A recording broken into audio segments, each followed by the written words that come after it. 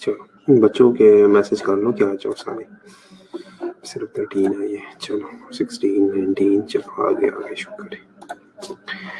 Okay good morning. अच्छा first lecture में हम ये जो कुछ बच्चे जो है वो मेरे ख्याल में लेक्चर के लास्ट में आए थे। फर्स्ट लेक्चर में हमने सिर्फ साइनर्जी मॉडल जो लास्ट हमने पढ़ा था उसके बारे में कुछ क्वेश्चन जो है वो डिस्कस किए। क्वेश्चन क्या आती है असल में वो साइनर्जी मॉडल जो है वो सारा दोबारा रिवाइज हो गया, ठीक है, लेकिन फिर भी वो एक अंदाज़ा होता है कि क्वेश्चन जो है वो किस तरह पूछे जाते हैं, ठीक है। अब उसमें कहानी ऊपर पूरी बताई गई थी कि उसे ये भी प्रॉब्लम है, ये भी प्रॉब्लम है, ये भी प्रॉब्लम है, ये भी प्रॉब्लम है, लेकिन उस प्रॉब्लम के बेस पर उन्होंने कुछ पूछा ही नहीं था। प्रॉब्लम का उन्होंने पूछा नहीं था, ठीक है। जो पूछा था वो सिर्फ और सिर्फ साइनर्जी मॉडल के कैरेक्टरिस्टिक्स के बारे में पूछा था। जो पूछा था वो सिर्फ और सिर्फ नर्स की कॉम्पिटेंसीज के बारे में पूछा था, ठीक है, और कुछ भी नहीं था। जो बाकी उसके टेस्ट वगैरह हो रहे थे, जो बाकी उसके बाकी सारी चीज़ें थी लाइक उसके डिजीजेस वगैरह थे, ठीक है, या जो उसके पास्ट हिस्ट्री वगैरह उन्होंने बताई थी, उसमें एज फैक्टर वगैरह सारा कुछ बताया था, उसका इतना ज़्यादा जो है उसमें कंसर्न नहीं था, ठीक है। अभी हम जो अपने टॉपिक पे वापस आते हैं, ठीक है, IABP इंट्रायोटिक बलून पंप के ऊपर। ठीक है, इंट्रायोटिक बलून पंप के बारे में हमने थोड़ा सा पढ़ा था कि इंट्रायोटिक बलून पंप जो है कि एक मैकेनिकल डिवाइस है, कि एक ऐसा डिवाइस है जो कि हम बाहर से जो है इसे प्लेस कर देते हैं अयोटा के अंदर। ठीक है, अयोटा के अंदर हम इसे प्लेस कर लेते हैं और इसका काम है कि जो मायोकार्डियम है उसकी ब्लड सप्लाई को जो है वो इंक्रीज करे, हार्ट का वर्कलोड जो है वो कम करे। ठीक है, इसके अलावा इसके कुछ इंडिकेशंस के बारे में हमने पढ़ा था कि एमआई के अंदर या जो ब्रिज थेरेपी है ट्रांसप्लांट वगैरह के अंदर जो है हम इसे प्लेस कर लेते हैं। कुछ कॉन्ट्राइंडिकेशंस के बारे में हमने पढ़ा था। कॉन्ट्राइंडिकेशन के बारे में हमने ये पढ़ा था कि अगर आयोटिक इंसफिशिएंसी है या अगर पेरिफेरल वेन्स में कोई इशू है, ठीक है, तो इन चीज़ों के दौरान जो है या इन चीज़ों में जो है हम इसे प्लेस नहीं करेंगे आयोटिक एन्यूरिज्म में। ठीक है, सिंपल वही बात है कि अगर आयोटा के अंदर कोई मसला है तो हम इसे प्लेस नहीं करेंगे। ठीक है, और अगर पेरिफेरल वेसल्स में जो है वो कोई प्रॉब्लम है जो हम इसे प्लेस नहीं करेंगे। ओके, आज हम आते हैं इंसर्शन एंड ऑपरेशन के ऊपर। इंसर्शन क्या है, हम इसे इंसर्ट कैसे करते हैं, ऑपरेशन क्या है, ये चलता कैसे है, ठीक है, किस तरह जो है ये सारा प्रोसेस होता है। ऑपरेशन का मतलब इसे ऑपरेट कैसे किया जाता है। ओके, सो इंसर्शन पे क्या है, इंसर्शन में ये है कि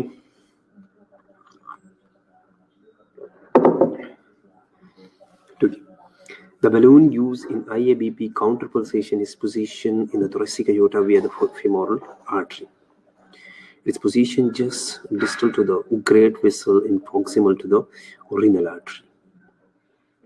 Once in place, the balloon catheter is attached to a console that displays a patient ECG in the arterial waveform for timing of the balloon inflation and depletion. The console also displays a balloon waveform that illustrates the inflation and depletion of the balloon itself, and the balloon is inflated and depleted in accordance to with the cardiac cycle. इस चीज में हमने अब ये देखना है कि इसको इंसर्ट करके किस तरह ऑपरेट किया जाता है। ठीक है, ऑपरेशन का मतलब यहाँ पे वो ऑपरेशन नहीं है जो कट कुट लगाई जाती है। ऑपरेशन का यहाँ पे मतलब है इस चीज को कैसे ऑपरेट किया जाता है। ठीक है, इसको किस तरह ऑपरेट कर लेते हैं। सो इस बैलून को हम थोरैसिक अयोर्टा के अंदर प्लेस करते हैं और कहाँ से इंसर्ट करते हैं, इंसर्ट करते हैं हम इसे फेमोरल आर्टरी से, इंसर्ट करते हैं हम इसे फेमोरल आर्टरी से। ठीक है, distal to the great vessel, जो ग्रेट वेसल्स है उससे डिस्टल, और proximal to the renal artery. ठीक है, तो इसका मतलब क्या है कि रीनल आर्टरी और डिस्टल वेसल्स के दरमियान में हम इसे जो है वो इंसर्ट कर लेते हैं। जो ग्रेट वेसल्स है और जो रीनल आर्टरी, इन दोनों के दरमियान में हम इसे जो है वो क्या कर लेते हैं, प्लेस कर लेते हैं। ठीक है, जब एक दफा ये कैथेटर, ये बलून जो है ये जब एक दफा ये प्लेस्ड हो जाए, वहां पे एक दफा अपनी पोजीशन पे चला जाए, तो उस पोजीशन के बाद हम इसे क्या करते हैं, जिस तरह हम बाकी सारी चीजें करते हैं, जिस तरह हम जो है वो सेंट्रल वीनस कैथेटर के साथ करते हैं, जिस तरह हम जो है वो आर्टेरियल लाइन के साथ करते हैं, हम उसे जो है वो एक कंसोल के साथ अटैच करते हैं, हम उसे एक जो है वो डिस्प्ले या एक मॉनिटर के साथ अटैच कर देते हैं।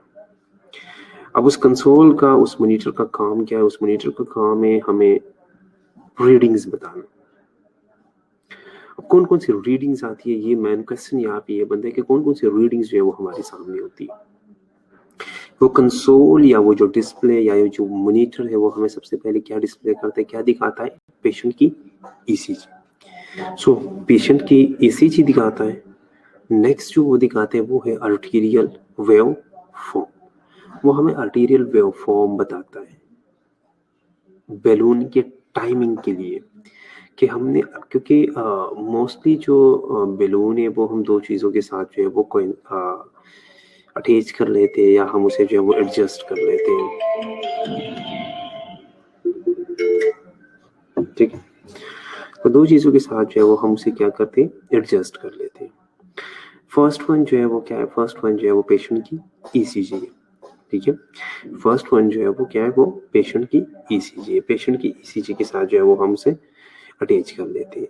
जो नेक्स्ट वन है वो क्या है, वो आर्टेरियल वेव फॉर्म के साथ करते हैं। ठीक है, तो इन दो चीज़ों के साथ जो है वो हम उसे क्या करते हैं, वो एडजस्ट कर लेते हैं, उसकी जो इन्फ्लेशन डिफ्लेशन टाइमिंग है वो सारा कुछ सेट कर लेते हैं। ठीक है। इसके अलावा ये कंसोल या ये डिस्प्ले या ये जो मॉनिटर है वो हमें ये भी दिखाता है कि बैलून इस वक्त जो है वो इन्फ्लेट हो रहा है और इस वक्त जो है ये डिफ्लेट हो रहा है। तो वो जो बैलून का इन्फ्लेशन और डिप्लेशन है, इन्फ्लेशन और डिप्लेशन वो भी हमें बताता है। Okay, next.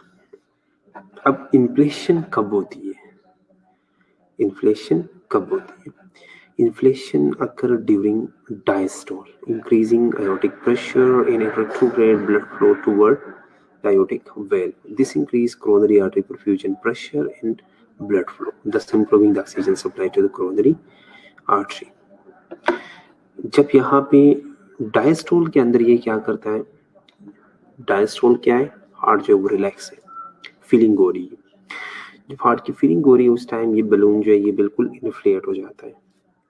जब ये बलून यहाँ पे, ये देखिए आप लोग, जब ये बलून इन्फ्लेट हो जाता है तो इस बलून की वजह से यहाँ पे प्रेशर पड़ता है। ये देखो यहाँ पे प्रेशर पड़ता है, ठीक है। इस प्रेशर के साथ साथ या यहाँ पे जो ब्लड है उस ब्लड के साथ साथ यहाँ पे ये जो कोरोनरी आर्टरीज है ना, इसमें भी ब्लड पहुंच जाता है, ठीक है। और इसी तरह कोरोनरी परफ्यूजन जो है वो इंक्रीज हो जाती है। कोरोनरी परफ्यूजन जो है वो इंक्रीज हो जाती है, ठीक है।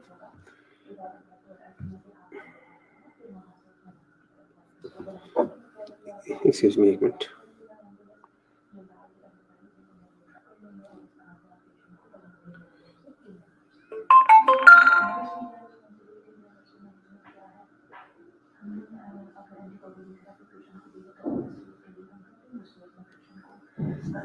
ओके, सो नेक्स्ट वन क्या है? नेक्स्ट वन है डिप्लेट।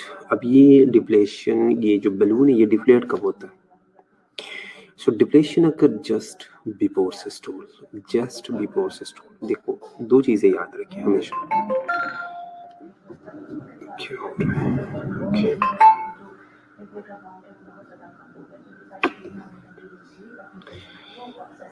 अच्छा बच्चों एक मिनट, हाँ 2 मिनट दे दो मुझे, आप तब तक ये लोग आप लोग ये रीड कर लो, मैं जरा उनकी बात सुन लूँ सर की, ठीक है।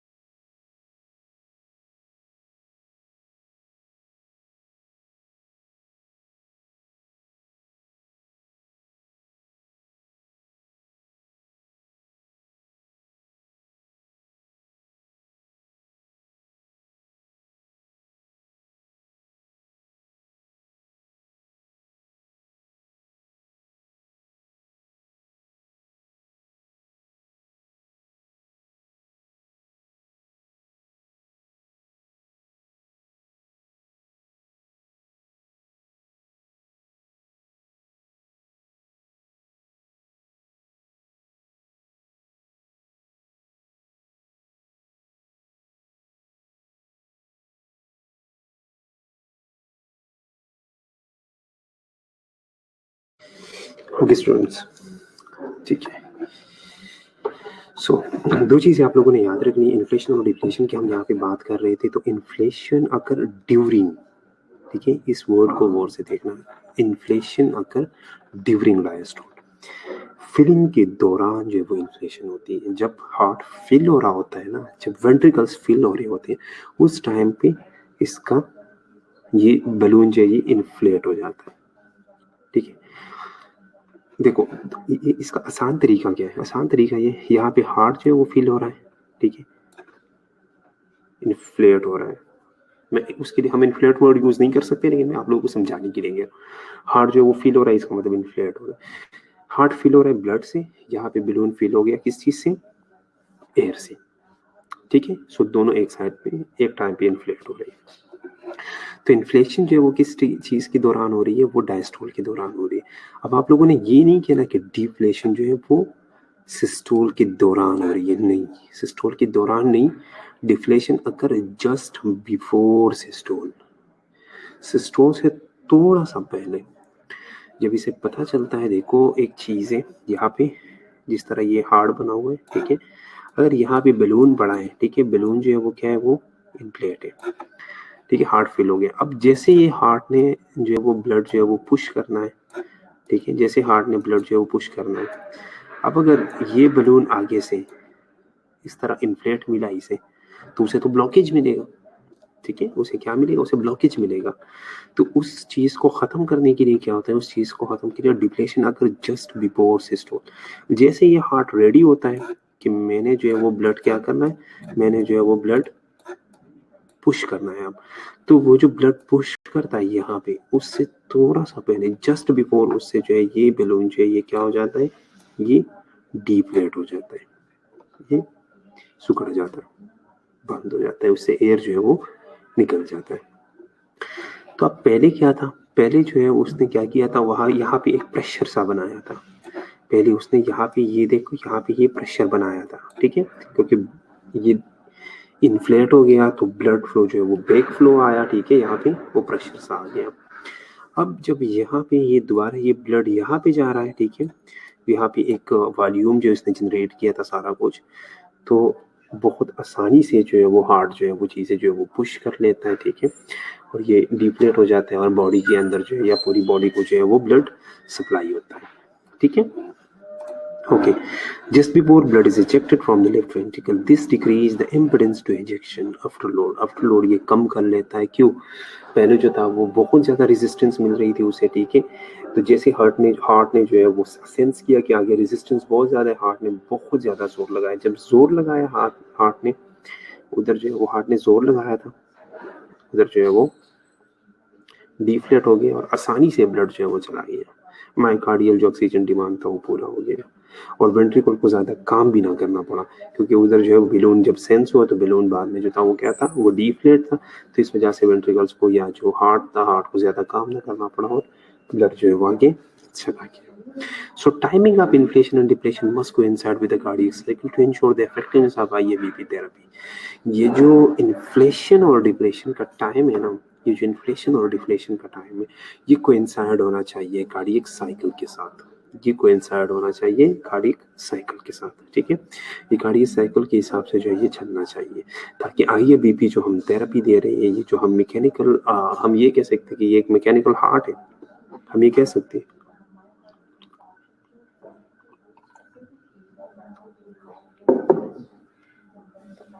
ओके, हम ये कह सकते हैं कि ये एक मैकेनिकल हार्ट है, ठीक है, तो ये जो मैकेनिकली हमने एक अंदर एक मशीनरी लगाई है, जो हमने एक बलून प्लेस की है, उसकी थेरेपी या जो हम थेरेपी दे रहे हैं वो इफेक्टिव होती है अगर हार्ट के साइकिल के साथ जो है ये कोइंसाइड हो, ठीक है। Okay, the next one is, अब इसको हम टाइम कैसे कर लेते हैं, इसको ट्रिगर कैसे करते हैं, ये जो इन्फ्लेशन और डिफ्लेशन का टाइम है ये हम कैसे सेट करते हैं, मेरे क्वेश्चन यहाँ पे ये भी आता है। तो ये जो इन्फ्लेशन का टाइम है या जो डिफ्लेशन का टाइम है वो दो तरह का सेट होते हैं, एक को हम कहते हैं कन्वेंशनल टाइमिंग, दूसरे को हम कहते हैं रियल टाइमिंग। कन्वेंशनल टाइमिंग में हम क्या करते हैं, conventional timing uses the arterial waveform is the triggering mechanism to determine both inflation and deflation of the balloon. नहीं, ये हमें सेट करना होता है, ऑटोमेटिकली सेट नहीं होता, हम सेट करते हैं इस टाइमिंग को, ठीक है, ये ऑटोमेटिकली सेट नहीं होता, वो आपको उस हिसाब से मशीन जो है वो सेट करनी है, ठीक है। तो दो तरह की हम सेटिंग कर सकते हैं, कन्वेंशनल टाइमिंग और रियल टाइमिंग। कन्वेंशनल टाइमिंग में क्या करते हैं, arterial waveform is the triggering mechanism to determine both inflation and deflation of the balloon. Balloon inflation occur at a dichrotic notch which signal the closure of the aortic valve in the beginning of the diastole on the arterial waveform, and deflation is timed to occur at the end diastole just before the sharp systolic upstroke on the arterial waveform। आगे arterial waveform के ऊपर जो है उसकी picture बनी है, उसके ऊपर जो है मैं आप लोगों को बताता हूँ कि कहाँ कहाँ पे होती है, लेकिन ये चीज़ें याद रखना। तो हमने कहा था कि इन्फ्लेशन कब होती है, हमने क्या कहा था इन्फ्लेशन जो है वो कब होती है? इन्फ्लेशन होती है डायस्टोल के दौरान। इन्फ्लेशन होती है डायस्टोल के दौरान। सो यहाँ पे आप देखो बलून इन्फ्लेशन अकर एक डाइक्रोटिक नॉच, ये एक पोजीशन है आर्टीरियल वेव फॉर्म के अंदर डाइक्रोटिक नॉच, जो कि हमें क्या बताता है? जो कि हमें बताता है कि आयोटिक वेल अब क्लोज हो गई है। ठीक है, जो कि हमें बताता है आयोटिक वेल अब क्लोज हो गई। तो अगर आयोटिक वेल क्लोज हो गई इसका मतलब है कि क्या है? ये डायस्टोल है। ठीक है, समझ आ रही है?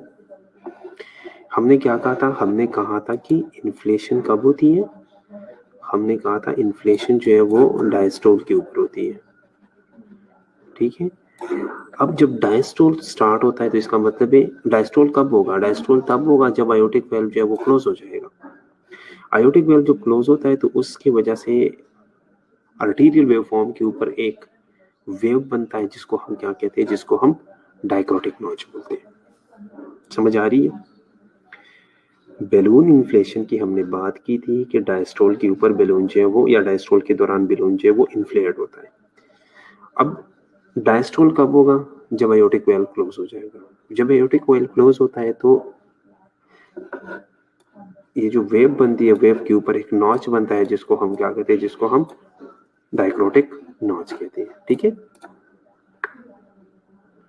जी जी, वीडियो में मैं दिखा दूंगा आप लोगों को, वीडियो दिखा दूंगा। ये बड़ी अच्छी बात की है बच्ची ने कि इस चैप्टर के एंड पे जो है एक वीडियो भी दिखा दीजिएगा, तो उससे हमें ज्यादा अंदाजा लग जाएगा। बिल्कुल, मैं कल कोशिश करूंगा कि मैं कल आप लोगों को वीडियो दिखा दूं इसकी। ठीक है, ओके।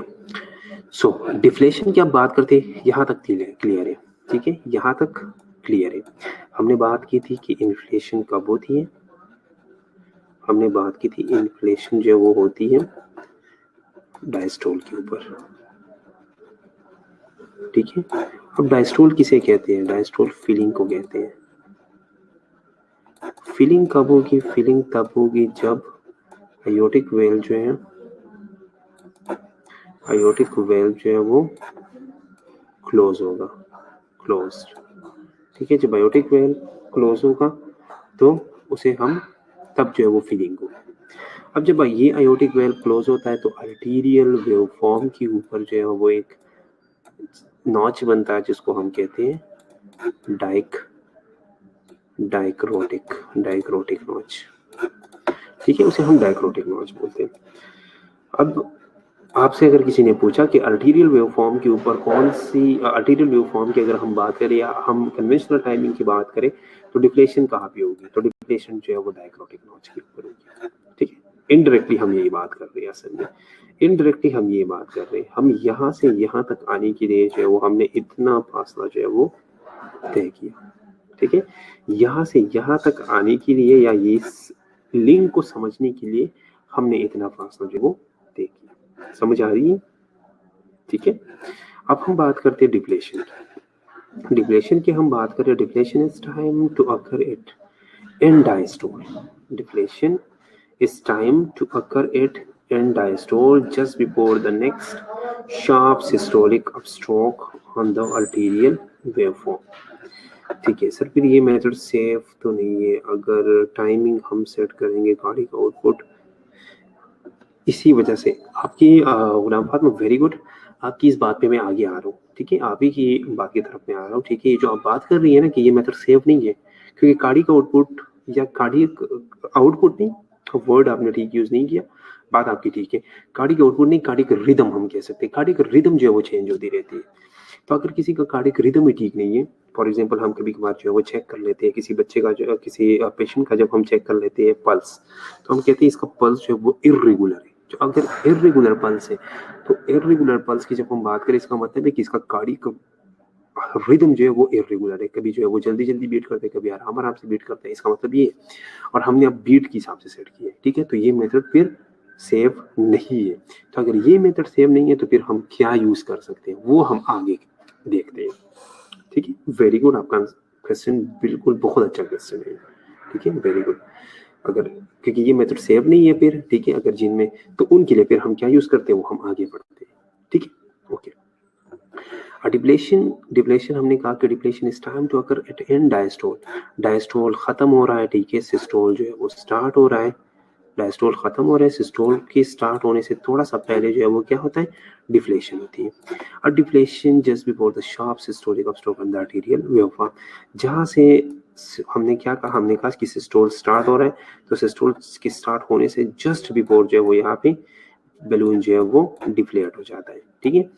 तो जो शार्प सिस्टोलिक अपस्ट्रोक है ना, उससे जस्ट बिफोर जो है वो डिफ्लेशन होती है, ठीक है, आर्टेरियल वेवफॉर्म के ऊपर। चलो अब यहाँ पे आप लोग देखो,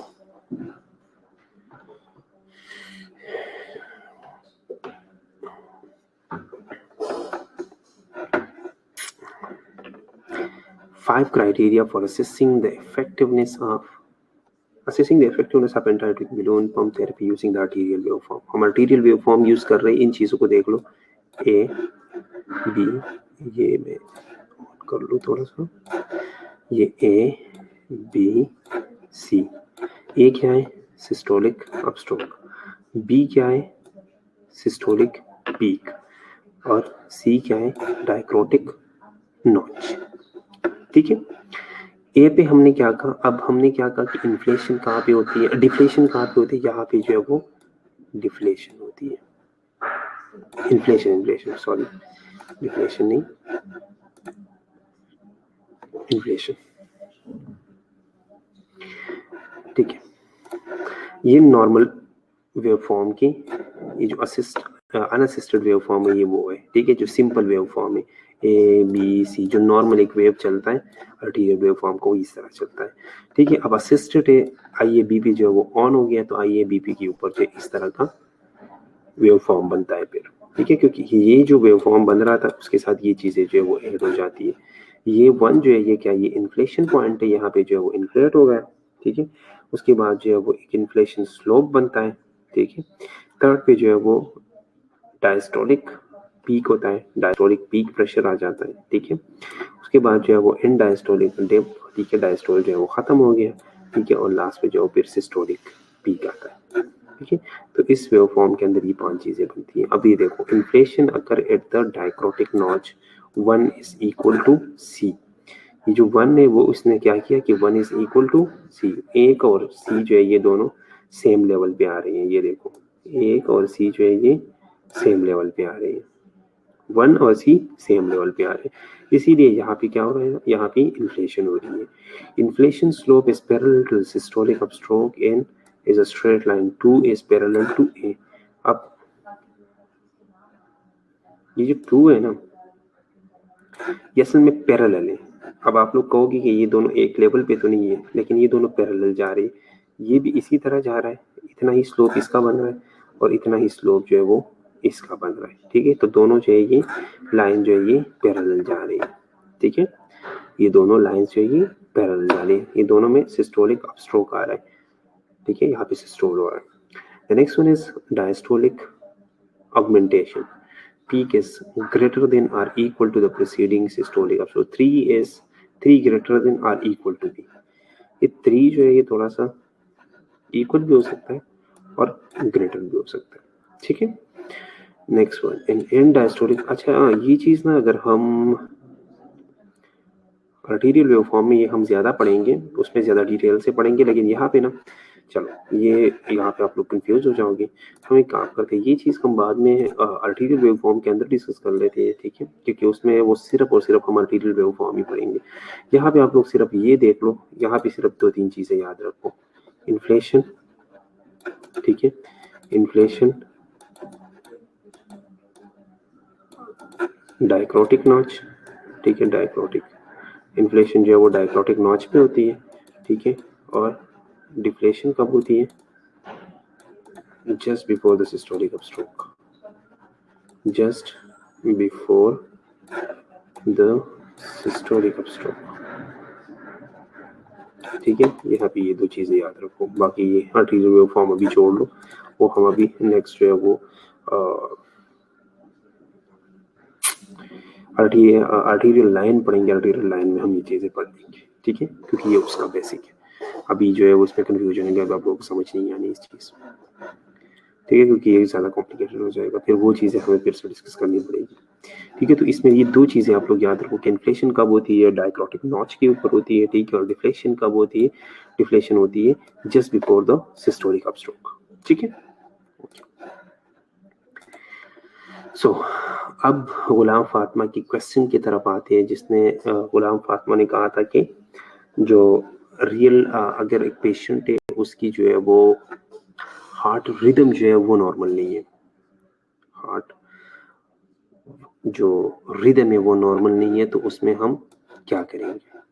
अब जिसकी हार्ट रिदम जो है वो नॉर्मल नहीं है, हम उनके लिए जो वो रियल टाइमिंग या रियल टाइम ट्रिगरिंग जो है वो यूज करते हैं। रियल टाइम जो है वो असल में क्या यूज करता है, रियल टाइम जो है वो आर्टेरियल वेवफॉर्म के साथ साथ जो है ना ईसीजी को भी यूज करता है, ईसीजी को भी यूज करता है। ठीक है, अब ईसीजी अगर हार्ट रिदम तेज आ रहा है, ठीक है, अगर हार्ट की रिदम जो है वो तेज आ रही है तो ईसीजी भी तेज तेज आएगी। अगर हार्ट रिदम जो है वो स्लो आ रहा है तो ईसीजी भी स्लो स्लो आएगी। अब ये तो नहीं होगा ना कि एक ईसीजी की एक ये जो ईसीजी का एक लाइन बनता है, ठीक है, ऐसा तो नहीं है कि ये जो ईसीजी की जो लाइन बनती है ये जो है वो एक लाइन के अंदर जो है वो हार्ट 2 दफा जो है वो कॉन्ट्रैक्ट कर जाए, ऐसा नहीं होगा। अगर हार्ट जितनी दफा जो है वो कॉन्ट्रैक्ट करता है, रिलैक्स करता है, इतनी जो है वो ईसीजी की लाइनिंग जो है वो बनेगी। ठीक है, इतनी जो है वो ईसीजी की इस तरह लाइनिंग जो है वो बनेगी और चलता रहेगा। तो इसी वजह से हम फिर इसे क्या करते हैं, हम इसे जिसका जो है वो हार्ट रिदम जो है वो नॉर्मल नहीं है, ठीक है, उनके लिए फिर हम क्या करते हैं, उनके लिए हम ये करते हैं कि इस चीज को जो है वो ईसीजी के साथ जो है वो कनेक्ट कर लेते हैं। अब ईसीजी के साथ सेम टाइम पे हम दोनों चीजें यूज करते हैं, आर्टीरियल वेवफॉर्म के साथ साथ हम ईसीजी यूज कर रहे हैं। ठीक है, तो QRS कॉम्प्लेक्स जो है, QRS complex is recognized as the onset of ventricular systole। QRS complex में हमें ये पता चला PQRS है, ठीक है, QRS कॉम्प्लेक्स जो है वो ventricular systole के बारे में बताता है। Triggering of R wave allow the balloon depletion, triggering the R wave allow for balloon depletion to। अब QRS हम कहते हैं कि ये जो QRS है ना, QRS इसमें जो है वो क्या होती है, उसमें सिस्टोल आता है। सिस्टोल आता है तो इसका मतलब है कि सिस्टोल के साथ डिप्लेशन जो है वो मस्ट है। अगर डिप्लेट नहीं है तो सिस्टोल जो है वो उसका कोई काम नहीं है। तो डिप्लेशन जो है वो हम सेट करते हैं इसकी बिल्कुल सेंटर पे आर के साथ। ठीक है, अब इन्फ्लेशन हम कहाँ पे कर सकते हैं, टी वेव। टी वेव पे क्या होता है, टी वेव पे दोबारा से जो है वो हम कहते हैं ना कि वेव कितनी बनती है, P Q R S T और U भी एक बनता है जो कि नजर नहीं आता। ठीक है, अब यहाँ पे हम दो चीजों को याद रखेंगे। QRS कॉम्प्लेक्स जो है वो क्या शो करता है, वो सिस्टोल शो करता है। सिस्टोल शो करता है तो सिस्टोल के लिए मस्ट है कि डिफ्लेशन होगी। डिप्लेशन हो रही है तो इसके लिए मस्ट है कि हम इसको इसके साथ सेट करें। सेट करने के लिए हम इसे जो है वो आर वेव के साथ जो है वो सेट कर लेते हैं। ठीक है, नेक्स्ट अब इन्फ्लेशन की बात करते हैं। तो inflation is the middle of T wave. ठीक है, इन्फ्लेशन जो है वो हम किस चीज के ऊपर करते हैं, टी वेव के ऊपर करते हैं, क्योंकि तब जो है वो सिस्टोलिक अपस्ट्रोक जो है वो सिस्टोल खत्म हो जाता है। ठीक है, जब सिस्टोल खत्म हो जाता है तो जो वेल्व में आयोटिक वेल्व जो है वो क्लोज हो जाता है। जब आयोटिक वेल्व क्लोज हो जाता है तो वेंट्रिकुलर फिलिंग जो है वो स्टार्ट हो जाती है। वेंट्रिकुलर फिलिंग स्टार्ट हो जाती है तो बैलून यहाँ से जो है वो इन्फ्लेट हो जाता है। ठीक है, ओके, वेंट्रिकुलर रिलैक्सेशन, जी बिल्कुल ठीक है, वेंट्रिकुलर फिलिंग स्टार्ट हो जाती है। ठीक है, okay, so real timing is more effective in patient with irregular heart rhythm. ठीक है, वो बात आ गई कि इर्रेगुलर हार्ट रिदम के साथ जो हमारे पास पेशेंट्स आते हैं उनके लिए ये जो रियल टाइमिंग है ये सबसे बेस्ट है, ये सबसे बेस्ट है। ठीक है, because balloon deflation occur on recognition of the horn wave. ठीक है, अब किसी बंदे का हार्ट जो है वो जल्दी रिदम कर रहा है, जल्दी जल्दी जो है उसका जो है वो हार्ट बीट फास्ट है, तब भी जो है वो हार्ट बीट के साथ जो है वो इन्फ्लेशन डिफ्लेशन होगी। अगर किसी का जो है वो हार्ट बीट स्लो है तो तब भी जो है उसके साथ जो है वो हार्ट बीट के साथ वो इन्फ्लेशन डिफ्लेशन होगी। ठीक है,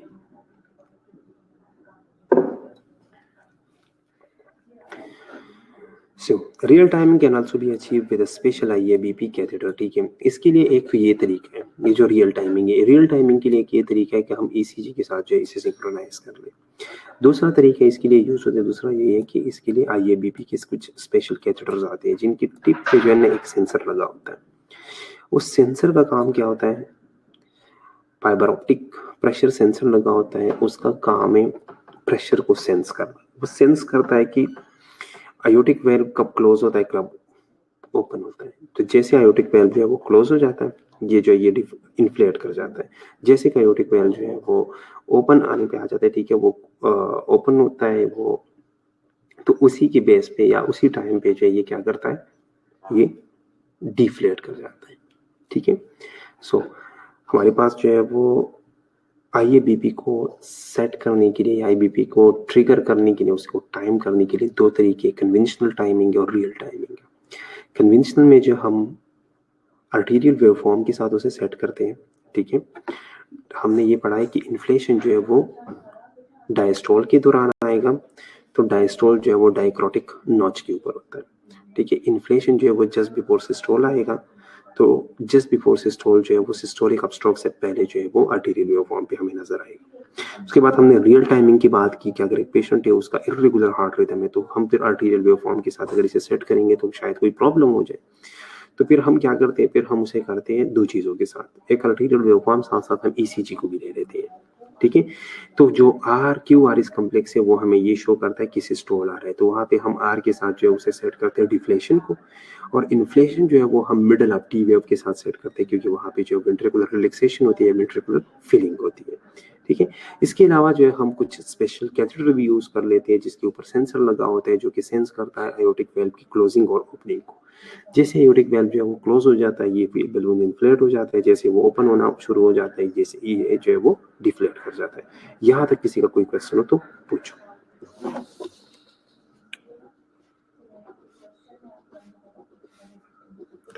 यहाँ तक किसी बच्चे का कोई क्वेश्चन हो तो पूछो।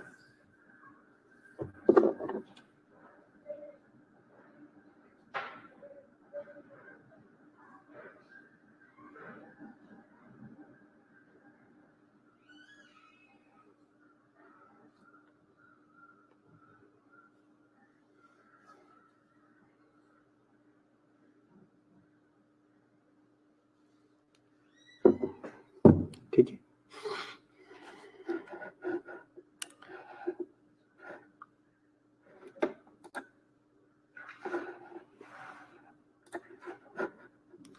ओके, चलो अब एक्सपेक्टेड चेंजेस, आपने IABP जो है वो यूज कर रहे हो आप IABP, ठीक है, उसके जी जी ठीक है, आप IABP जो है वो यूज कर रहे हो, ठीक है, उसकी वजह से जो है, या अगर आपके पास कार्डियोजेनिक पेशेंट है, जो कार्डियोजेनिक शॉक का पेशेंट है आपके पास, ठीक है, उसके लिए आप IABP जो है वो यूज कर रहे हो, उसके हीमोडायनामिक चेंजेस कौन कौन से आएगी? नहीं, एज का कोई फैक्टर इसमें नहीं है, ठीक है, अनटिल अनलेस उनके उसके ब्लड वेसल्स के अंदर या उसके आयोटा के अंदर कोई प्रॉब्लम ना हो। ठीक है, बाकी ओल्ड एज का कोई फैक्टर नहीं है इसमें, लेकिन ये हम शॉर्ट टाइम के लिए यूज करें, ये नहीं है कि पूरी जिंदगी के लिए आप जो है वो IABP चला दो या IABP लगा दो। ठीक है, ये हम शॉर्ट टाइम के लिए यूज करते हुए इंडिकेशंस हमने पढ़े कि किन किन इंडिकेशंस के अंदर जो है वो आप इसे यूज कर सकते हो। ठीक है, अब अगर आपके पास कार्डियोजेनिक शॉक का पेशेंट है, ठीक है, उसका हीमोडायनामिक प्रोफाइल आप देख रहे हो, आपने IABP जो है वो लगाया है, तो IABP के साथ जो है वो एक्सपेक्टेड चेंजेस कौन कौन से आएंगे? तो उनका जो सिस्टोलिक ब्लड प्रेशर होगा वो 20% जो है वो डिक्रीज हो जाएगा। जो आयोटिक डायस्टोलिक प्रेशर है वो 30% जो है वो रेज हो जाएगा। जो मीन आर्टीरियल प्रेशर है, what is mean arterial pressure, ये तो बताएं जरा। मीन आर्टीरियल प्रेशर क्या है? ये फिर मैं समझाता हूँ कि कुछ चीजें इंक्रीज क्यों हो रही है और डिक्रीज कैसी हो रही है। मीन आर्टीरियल प्रेशर जो है वो इंक्रीज हो जाएगा, ठीक है, हार्ट रेट जो है वो डिक्रीज हो जाएगा। इसके अलावा जो विच प्रेशर है वो डिक्रीज हो जाएगा और जो कार्डिक आउटपुट है वो इंक्रीज हो जाएगा। देखो हमने आईएबीपी लगाया किस लिए था? आईएबीपी का काम क्या था? आईएबीपी का काम ये था कि कार्डिक आउटपुट जो है वो इंक्रीज हो जाए, ठीक है, और कार्डिक वर्कलोड जो है वो कम हो जाए। तो वर्कलोड जो है वो सिस्टोलिक के ऊपर आता है, तो सिस्टोलिक जो है वो डिक्रीज हो जाता है, ठीक है। जो कार्डिक आउटपुट है वो इंक्रीज हो जाएगा। देखो कुछ चीजें जो है वो इंक्रीज हो रही है, कार्डिक आउटपुट ही इंक्रीज हो रहा है, डायस्टोलिक प्रेशर इंक्रीज हो रहा है क्योंकि क्रोनरी ब्लड फ्लो जो है वो आ रही है, बैक फ्लो जो आ रही है, उसकी वजह से क्रोनरी जो डायस्टोलिक प्रेशर जो है वो इंक्रीज हो रहा है, ठीक है। डायस्टोलिक इंक्रीज हो रहा है तो साथ साथ जो है वो मीन आर्टीरियल प्रेशर जो है वो ऑब्वियसली जो है वो इंक्रीज होगा, ठीक है। अब सिस्टोलिक जो है वो डिक्रीज हो रहा है, सिस्टोलिक से जो है वो वेज प्रेशर भी निकल रहा है तो वो भी जो है वो डिक्रीज हो रहा है, ठीक है, और साथ साथ जो है वो हार्ट रेट जो है वो भी डिक्रीज हो रहा है। क्या मतलब? किसकी मर्जी है? समझ नहीं आई। मीन ब्लड प्रेशर, ठीक है। अच्छा, ये जो मीन आर्टीरियल प्रेशर है, मीन आर्टीरियल प्रेशर असल में क्या है? हम एक सिस्टोल और दो डायस्टोल ले लेते हैं, ठीक है, और उसे डिवाइड करते हैं 3 से, तो उसे हम कहते हैं कि ये मीन आर्टीरियल प्रेशर है, ठीक है। मीन आर्टीरियल प्रेशर में हम 2 डायस्टोल लेते हैं, तो अगर डायस्टोल जो है वो इंक्रीज हो रहा है तो इसका मतलब है मीन आर्टीरियल प्रेशर भी इंक्रीज ही होगा, ठीक है, क्योंकि उसमें वो 2 यूज होते हैं। Average pressure in a patient arteries during 1 cardiac cycle, बिल्कुल ठीक है, वेरी गुड।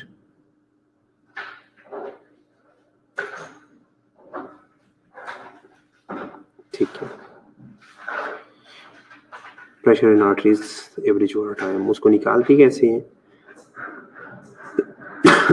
एक सिस्टोल और 2 डायस्टोल लेंगे, ठीक है।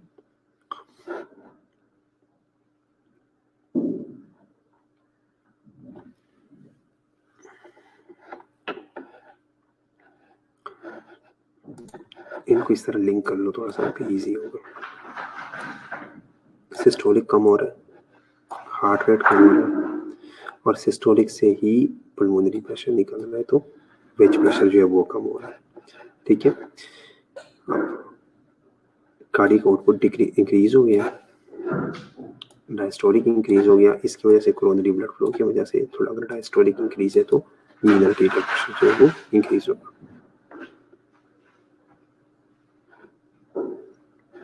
ठीक है। और कोई क्वेश्चन?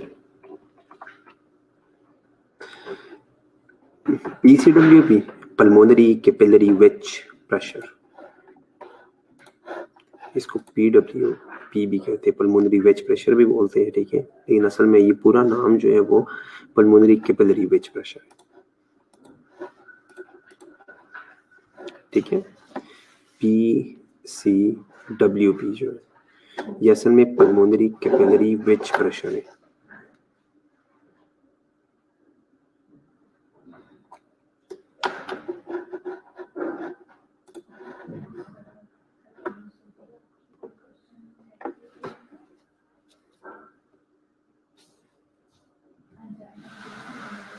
ठीक है। किस चीज की समझ नहीं आई? ये सिर्फ मैंने सिर्फ इन 2 चीजों को रिलेट किया और कुछ नहीं है, ठीक है। बाकी ये सारी चेंजेस आएगी। ये डायस्टोल अगर कम हो रहा है ना, डायस्टोल अगर इंक्रीज हो रहा है तो उसकी वजह से मीन आर्टीरियल प्रेशर इंक्रीज होगा क्योंकि उसमें हम 2 डायस्टोल लेते हैं,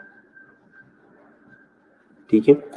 सिस्टोल अब ये देखो सिस्टोल जो है वो डिक्रीज हो रहा है, ठीक है, तो अगर सिस्टोल जा रहा है, हार्ट जो है वो ब्लड जो है वो पुश कर रहा है, तो तभी जो है वो पल्मोनरी आर्टरी के अंदर, पल्मोनरी कैपिलरीज के अंदर जो है वो ब्लड जाएगी, ठीक है। तो अगर पल्मोनरी कैपिलरी के अंदर जो है वो ब्लड जा रही है, इधर से कम जा रही है तो इधर भी कमी होगी, ये भी 20% कम हो रहा है, ये भी 20% जो है वो कम हो रहा है। कार्डिक आउटपुट इसलिए जो है वो इंक्रीज हो रहा है क्योंकि वो इन्फ्लेशन और डिफ्लेशन की वजह से वो जो रेजिस्टेंस पहले बनाती है, ठीक है, एक नेगेटिव प्रेशर जो है वो जनरेट करती है और फिर जो है वो अचानक जो है वो रिलीज कर देती है, उसकी वजह से जो है वो कार्डिक आउटपुट जो है वो इंक्रीज हो रहा है, ठीक है।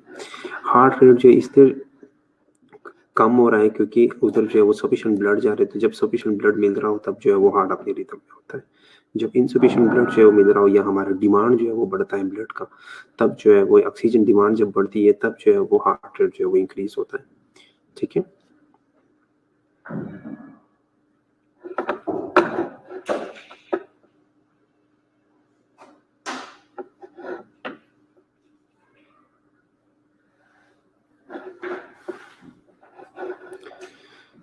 ये क्या है, एसवीबी सिस्टोलिक।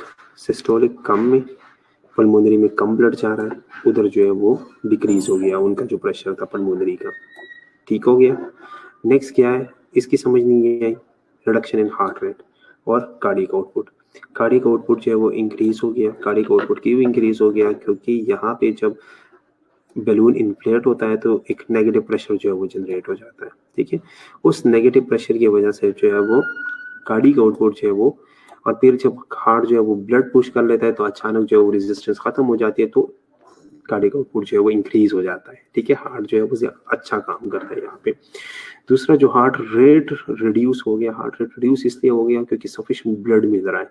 जब सफिशिएंट ब्लड मिल रहा हो तो हार्ट रेट जो है वो कम हो जाता है। ठीक है, हार्ट रेट जो है वो नॉर्मल होता है। जब आप नॉर्मली चलते फिरते हो, ठीक है, तो आपका हार्ट रेट कम होता है। जब आपको भागते हो, ठीक है, आपको एक्टिविटी करते हो, तो उसमें जो है वो आपकी डिमांड बढ़ जाती है। जब आपकी डिमांड बढ़ जाती है, हार्ट रेट जो है ऑटोमेटिकली बढ़ जाता है।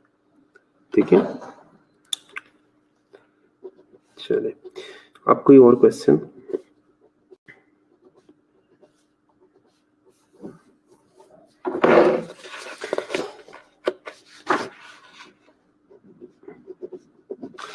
मैं ब्लॉक की अटेंडेंस तब तक मार्क कर लूं, किसी का कोई क्वेश्चन हो तो ड्रॉप कर लो।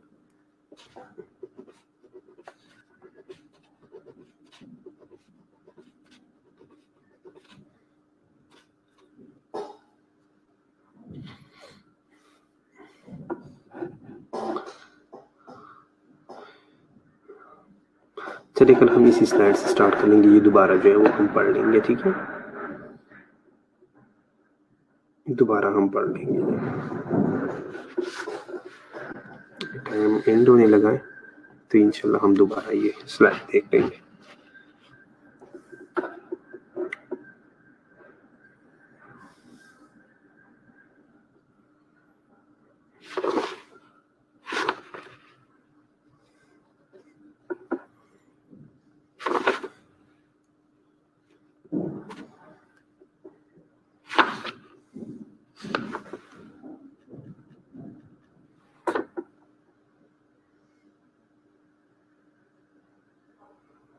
नहीं, एक बच्चे का क्वेश्चन है, तो वो कह रही है कि मुझे अभी स्लाइड की समझ नहीं आई, अभी इतना टाइम नहीं है कि दोबारा 3-4 मिनट है, तो हम दोबारा यही से स्टार्ट कर लेंगे, इसलिए दोबारा पढ़ लेंगे। ठीक है,